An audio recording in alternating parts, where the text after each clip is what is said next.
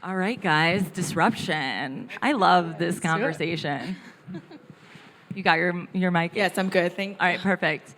So again, like I just said, what we're seeing right now in women's sports is truly the direct result of women who have done things when no one else thought they could, or again, have paved a path where there wasn't one. You guys are all examples of that. But something that comes with that challenging of the status quo is resistance in various ways. So for each of you, how have you handled the resistance that you've been met with during these moments in your career and channeled it? Odessa, why don't you start for us? I think for me, I use resistance as an opportunity to educate both myself and others. I think when you look at, if you see everything as an opportunity when you're met with resistance, whether it be online, for us, we are typically introducing people to women playing tackle football everywhere we go. So that generally is met with excitement and some disdain, and we see it all as an opportunity to educate. You educate yourself on how to respond to that going forward, and you educate them on it's okay that you're a little nervous seeing a quarterback or seeing a linebacker that happens to have a ponytail and be different, but stay for a while and you're gonna love it. Yeah, I mean, with my background, I was a goalkeeper at Vanderbilt, and then 2020 became the first woman to play and score in a Power 5 football game. I missed Man. And I missed out on NIL by about 6 months during that time. So that's just fueled the fire in my career now. Working with NoCap, we're a leader in the NIL industry, and so I use that every day to advocate for athletes in universities and conversations with brands, especially for female athletes, like thinking about 5 years ago, kind of the pushback, like when we say, hey, you need to use female athletes in your branding opportunities, and they're like, well, we could do a test case. And I'm so tired of hearing that, but more and more recently, it's like, no, we want to work with these female athletes because they're incredible content creators, and it's really amazing to see what they've been able to bring to life in these deals. AJ, for you, how have you been met with that resistance? Even, the first woman to win the Golden Glove Award, the Rawlings Gold Glove Award, and how have you channeled that? Yeah, for me, I feel like it's about changing the narrative. For so long, I feel women in sports, particularly softball, baseball, we've been compared. And no matter what the achievement was, it was somehow just not good enough because we played on a smaller field or the mound was shorter. And, for me, I feel like it's changing the narrative to have the conversation of what really stuck out to me is no one can make you feel inferior without your consent. And I think that was something I really wanted to propel as far as the conversation with so many young women coming up, and to understand that we don't have to go in and prove anything to anyone. You're just as exceptional for what it is that you do as a woman in sports, and there doesn't need to be any comparison. And to go in and to feel like you're not the exception, but rather the standard. And I think if you can change that narrative for young women in sports, particularly softball, they can go in and have those bigger dreams, because for me, winning the Gold Glove was, yes, a great accomplishment for myself, but for me, it was a glass ceiling that was knocked down for softball players and women in sports to now have bigger dreams. Prior to that year, 2016, when I won, no young softball player was saying, ooh, I want to be a Rawlings Gold Glove winner, right? But now it is something that they're all achieving to and can succeed in. And so I think that changing that narrative, understanding that no matter what you're met with, it doesn't have to stop if you don't let it. Yeah, that's such an interesting point, because I think when you're the first to do something, or you're on that path that no one's walked before, you're not maybe in the moment thinking, oh my gosh, no one's done this before. You're, to your point, approaching it like, I just need to be the best version of myself, and the results will show. Yeah. But there is a required strength and mentality that comes with that. There's something that's different about being able to adopt that mentality. So I guess just to start with you, AJ, because you just spoke about this, was there an example or someone who helped you understand that approach, or were you just kind of naturally operating in that frame of mind? I mean, I think I utilized so many other women in sports that were becoming the first or doing things that hadn't been done before. Serena Williams is someone that really comes to mind. But for me, it was more so about showing that I'm not going anywhere, you know, and having the confidence of what it is I'm able to do. I go out and make amazing diving catches the same way any Major League Baseball player does. She's pretty fantastic. Thanks. And so, but, you know, maybe I just, you know, look a little cuter while doing it. But I think that it really is just to have the conversation or having the confidence of understanding there's absolutely nothing different other than the fact that I'm a woman, and that at that point in time, maybe you didn't see women doing these things or have the respect or recognition for the women doing these things, but it doesn't change the fact that we were doing it. And so now just being loud and utilizing the voice and not allowing anybody to dim our light or quiet us down, but anytime that happens, just yell twice as loud, and there's going to be someone that hears us. And I feel like for so many different brands and for Athletes Unlimited, Softball League, so many people were listening and now making the adjustments to make sure those voices are amplified. Go ahead, Sarah. Yeah, no, I was just going to say it was interesting because we had just won the SEC championship for soccer, and then a day later I get asked to go play football, and it was just wild to see the stark contrast and the fact that no man on the team was willing or able to go and kick, and that I was able to step in and take that place and take a chance. And that was kind of a crazy opportunity, but seeing the contrast between what the women's team got, who won an SEC championship, and the football team, who at the time was not winning any games, and some of the guys were complaining about the resources, and I'm like, we're flying on a private jet here. You have catering and all these things, and we have to earn our cleats, and you guys have a whole room where you can just go in and get new sweatshirts. So it's like, that was really interesting to see and very eye-opening for me.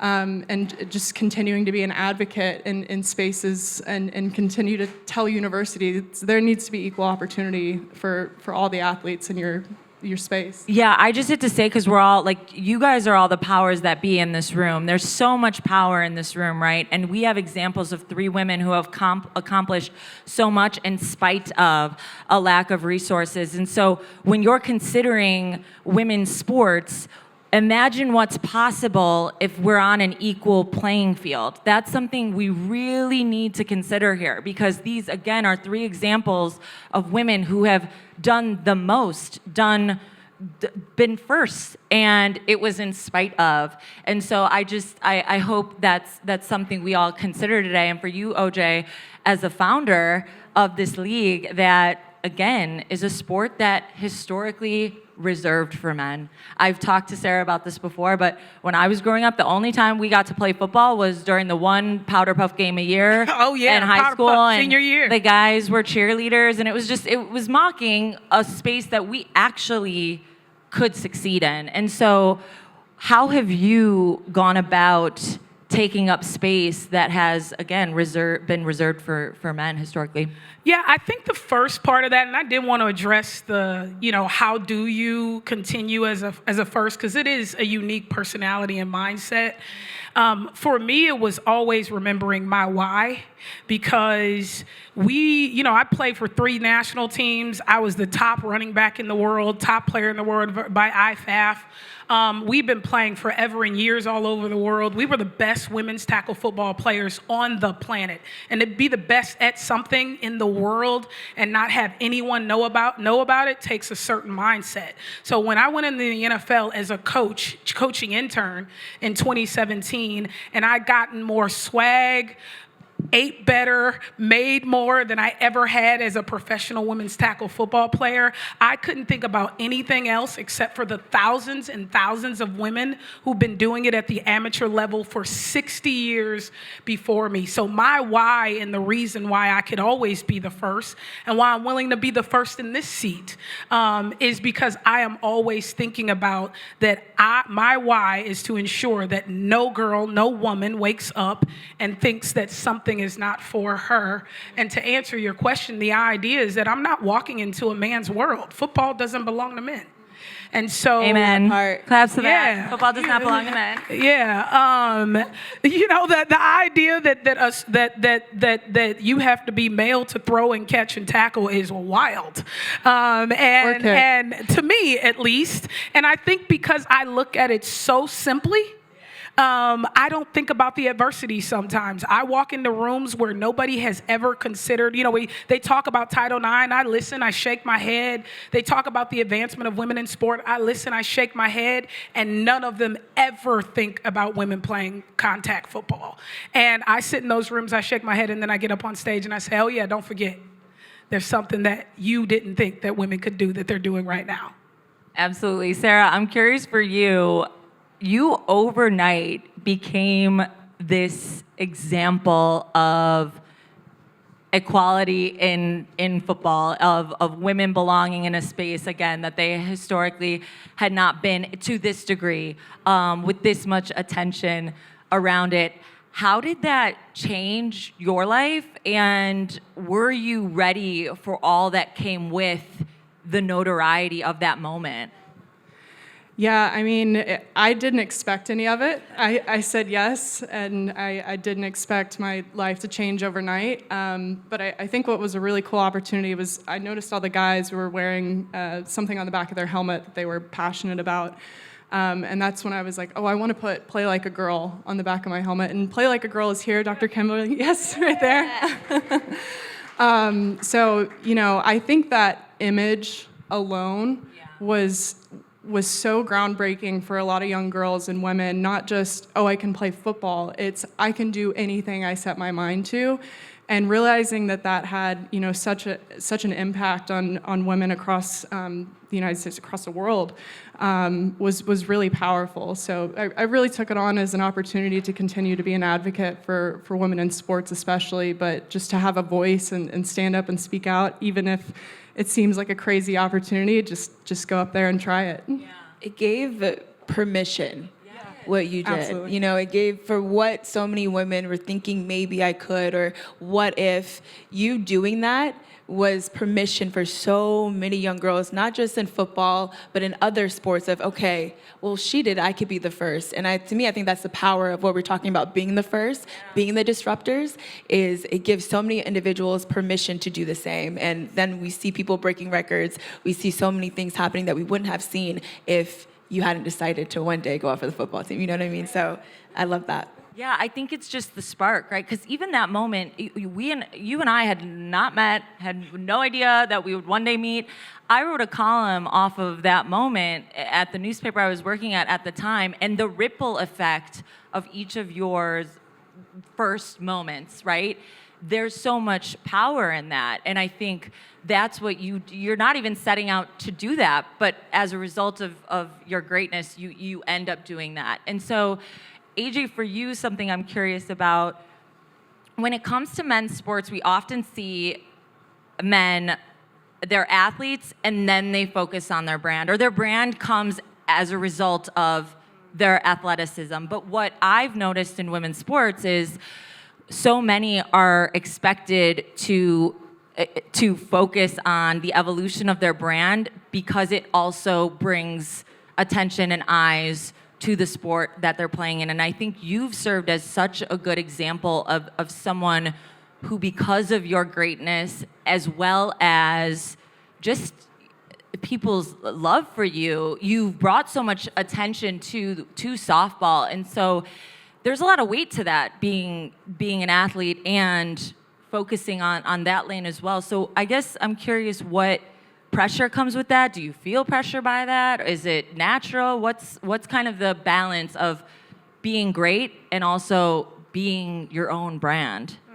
Yeah, it may sound a little cliche, but the saying, many athletes know, pressure is a privilege. And, I feel like for me, after winning the Gold Glove, it was just something I decided I needed to do a little more chest press to help uplift more women in sports, softball players, but it was something that I was willing and wanting to do. And I don't feel like it was a lot of pressure. I feel like it was almost, I don't know if destiny is the right word to call it, but being that it was a responsibility. That's probably the best word. It was a responsibility that I was willing and wanting to take on. And because as a professional athlete, we don't always get to just go out and be, right? I can't just be this Gold Glove winner, the person that makes all these diving catches, and then all of the sponsorships come, all the brand deals come, all the notoriety, recognition. Then difference with baseball, like you go out and just play your game and you're gonna get all of that along with it, right? I have to market myself a little bit more. I have to make it known that this is what I do and this is who I am. I can't tell you how many times in the past, which is changing now, where I'm like, oh yeah, I play professional softball. And the response is, oh, that's a thing? And you would never hear that with Major League Baseball players. And so after hearing that, it became a responsibility and honestly an honor to make sure people knew professional softball was a thing. Not only is it a thing, but we are amazing at what we do. There's women that are winning gold gloves. There's women that are out here having no-hitters. Like, this game is exciting to watch. And some even say more exciting than baseball. Oops. Sports science says it's harder. I didn't say it, sports science said it. And so I'm just Co-signed, saying co-signed. it is, right. It is, there's so much to the game of softball that I wanted to make sure was known to those that didn't know. And so whatever I could do with my brand and me being this person that makes diving catches to showcase that, I was willing to do. And so it didn't feel like a pressure. It did truly feel like a privilege. Okay, before we move on from what you just said, I need to double back with you. Where the professional softball game is at now. Like, think about where it was when you were playing. How do you summarize the growth we've seen in these recent years and where it's headed? Remarkable, phenomenal, outstanding, amazing. It's so interesting. I had it like years ago. I don't know if Kim remembers this, but I went to Kim Ng's office when she still worked at MLB. I was like, yeah, Kim, I think we should start a new softball league. Like, this was like 17, 18. This was so long ago. And for her now to be the commissioner of AUSL and have this come to fruition, there not only are there partnerships with AUSL, but there's programming. MLB is backing it financially, also putting it on their platforms. ESPN doing the same, ABC doing the same. These are opportunities that were not really allotted back when I was in 2016 when I won the Gold Glove. And so I think these opportunities now are only going to expand, where not only people are saying that they know what softball is, professional softball is, but their first response is, oh man, I love watching the World Series. Anytime I tell somebody at college or about softball, it's that same response. I love watching those girls on TV. And I think that's such the stark difference just from conversations. One other thing I'll say is that for my thesis in college, I went to a little park and I asked 8 girls and 8 boys what they wanted to be when they grew up. All the little boys said professional baseball players. Only one girl out of the 8 said, and this is a quote her response is, oh, I thought about pro softball, but I don't know if it's possible. I bet today, that was 10 years ago, I bet today if I were to go to that same park and ask 8 little girls and 8 little boys, both would all say, I want to be a professional softball player, professional baseball player, because now they see it, right? Truly see it, to believe it, to achieve it. And I think that is just a true testament of where softball is today versus where it was in 2016. I agree with you 100%. And even your story about Kim is so important and impactful because in my experience covering women's sports, I've heard so many stories about how there were leaders in this space who were using it as a stepping stone to get somewhere else. And so to even have someone of Kim's caliber at the helm of a softball league speaks to the significance of it because of her greatness. It's like you don't have someone that great standing on something that isn't as great. And so I think the changing of the approach and the business behind all of these leagues is also a huge reason for its success. And so to that point, OJ, the commercialization of women's sports is something I think we have to be really intentional about. Mm-hmm. And I wonder if you could speak to that and the importance of the voices directing the commercialization that we're seeing happening in women's sports? Yeah, I think recognizing that that the audience has changed, that entertainment has changed, that we have changed as humans with social media and digital engagement. Like the way that we interact and engage is different now. And so commercialization, by definition, has changed. We engaged 100 million people last year. Most of you have never seen us watch a WNFC game. game. But if you go ask your son, he watched us with AJ Green do one-on-one football. He knows exactly who the WNFC is, who Liz Landry is. That's how we've grown this business. And we didn't try to force it, right? The idea of doing traditional TV and brand deals and commercialization, I mean, that's where the dollars come from and investment. But the way we thought about women's football was where the fans are and where they continue to be is where we would go. And I think when you think about commercializing in something that seems so hard for most people to grasp, you have to take the path of least resistance. And the first place for us to start was, where are people who love sports and to be entertained and to learn new stories? And for us, that was on the internet, and that's how we started. That's how we grew this business. That's how we're growing it now. And what that has done, it is equated to more traditional commercialization. And I think the reason it has is because we started to tell stories that everybody could relate to. Everyone could relate to the idea that, Mike Linebacker from Dallas is a PhD in MIT, but is also playing at Jerry's World on June 21st, playing a football game. Like, the idea that you could be great at what you want to do, but you have to go do something else to be able to afford it, is a great, human story. And we just keep telling that story over and over. We don't try to be something that we're not. We're not a league with $100 million or $1 billion yet. And so we don't act like we are. We tell very authentic stories. But when you watch us play football, it is the highest level of football that you will ever see a woman play on the planet, guaranteed.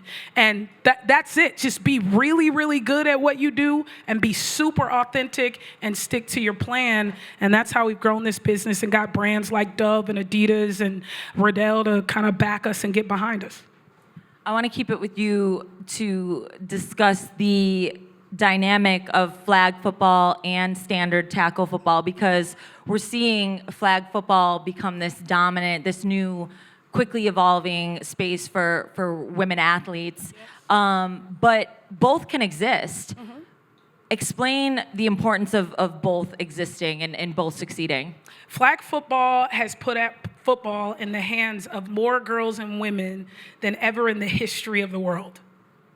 Our assumption and our quick back of the napkin math is that by 2030, there will be more girls and women playing football in the world than men playing football in the world because of flag football. Right? Back of the napkin math. So think about it like that, right? Yeah. Think about it like that. If you think about it like that, the idea that there is some infighting between women playing flag and tackle is wild. Every time a girl picks up a football, she's going to think about what she can do with it. And she can either be a flag football player or play tackle football. Our business is quadrupled as a result of girls building a pipeline for football. So I think they are two different disciplines, absolutely. And they take two different types of athletes, but they are in the same sport and ultimately have the same goal, which is to grow the sport of football. As we wrap up here, one thing we've kind of talked about this entire conversation is how each of you had to do something that maybe hadn't been done before, and you were juggling the greatness of your career and as well as all these other things. And AJ, you mentioned it, and in the MLB comparison, it's like you can just make it to Major League Baseball, because it's quite hard. But that alone puts you in a position to succeed. You get there, there's natural success to be found there. So my question for each of you, and I want to start with Sarah, is what needs to change now so that more women in the future can be great just being the athletes that they are? They don't have to be disruptors. They don't have to be the first to do something. They don't have to be extraordinary beyond just the extraordinariness of their athleticism. Yeah.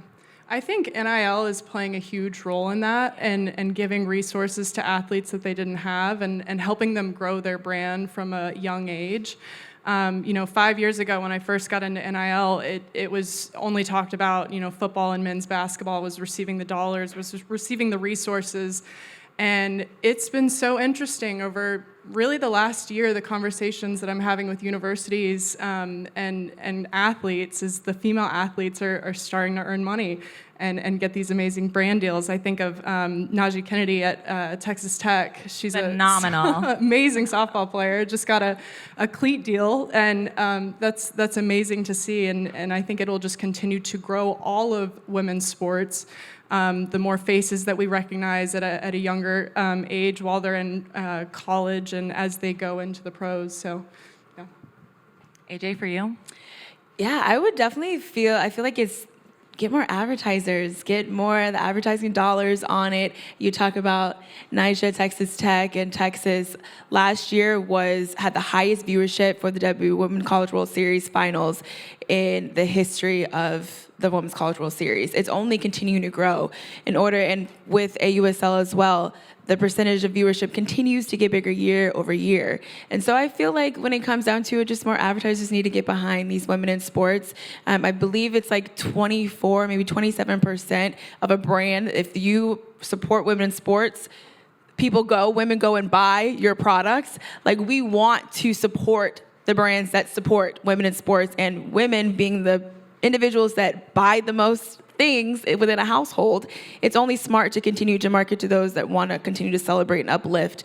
And so continuing to highlight these women in sports, their voices, the things that they're doing, I think it's going to be amazing, whether it be a shoe, whether it be, I want to see more women in commercials. They talked about Brie Ellis is like Barry Bonds. Well, let me see that commercial with Brie Ellis in there with maybe Mike Trout or someone. But I just feel like having those conversations where you can see these women in these positions to succeed, see what they're doing, showcase just how amazing they are, advertising dollars behind them, brand dollars behind them to really show and prove the value, because it's there. And so I just think being able to put your money where your mouth is would be great. And the information is out there on the power of the dollar in a woman's hands. I mean, the collective has done great research supporting that and bringing more attention to the numbers behind how women spend their dollars. OJ, why don't you round us out here? I would say, one, the idea of you just go ball and everything's going to work out for you is like not real. Like, I don't think it's real in sports. I don't think it's real in entertainment.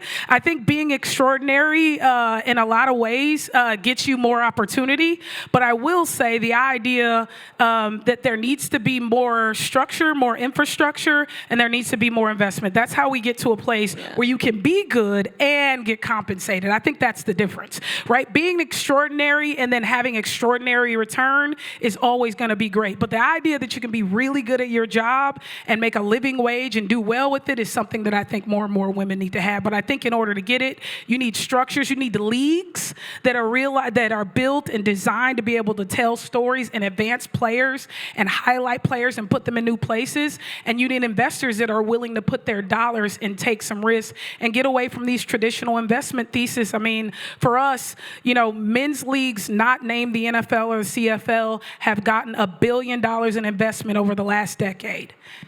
Give us a shot. You know what I mean? So it's like things like that have to happen in order for us to be able to tell these stories. So to me, it's very simple. I think extraordinary results need to get extraordinary return. But I think if you're just good at what you do as a woman, you should also get paid to do it. Well, listen, my follow-up survey to all of you is going to be, how are you investing in women's sports? Give me your tangible investment in women's sports. I'm just joking, but we do expect the investment to match, the language that everyone is touting now of women's sports, women's sports, women's sports. Well, where's the investment? Hopefully the investment is matching the language. So round of applause for these three ladies, AJ Andrews, Sarah Fuller, OJ Jenkins. Thank you so much for joining me.